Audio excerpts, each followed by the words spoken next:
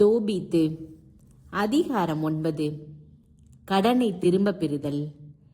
பின்னர் தோபியா ரபேலை அழைத்து அவரிடம், சகோதரர் அசரியா, நீர் 4 பணியாளர்களை அழைத்து கொண்டு 2 ஒட்டகங்களோடு ராகிக்கு புறப்பட்டு கபேலிடம் செல்லும்.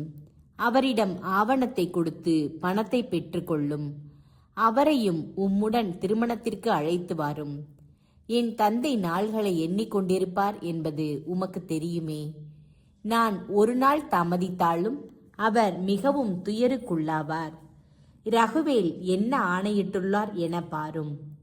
நான் அவருடைய ஆணையை மீற முடியுமா என்றார். எனவே ரபேல் 4 பணியாளர்களை அழைத்து கொண்டு 2 ஒட்டகங்களோடு மேதியாவில் இருந்த ராகிக்கு சென்று கபேலுடன் தங்கினார். அவரிடம் ஆவணத்தை கொடுத்தார்.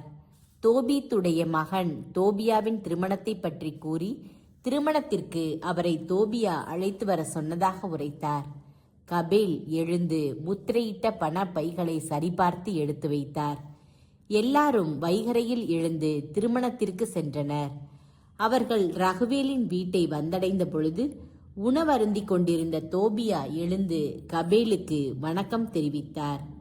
கபேல் மகிழ்ச்சி கண்ணீர் மல்க, நல்லவனே, சிறந்தவனே, நன்மையும் சிறப்பும் நேர்மையும் வல்லமையும் நிறைந்தவரின் மகனே, ஆண்டவர் உனக்கும் உன் மனைவிக்கும் அவளுடைய பெற்றோருக்கும் வானக பேறுகளை வழங்குவாராக.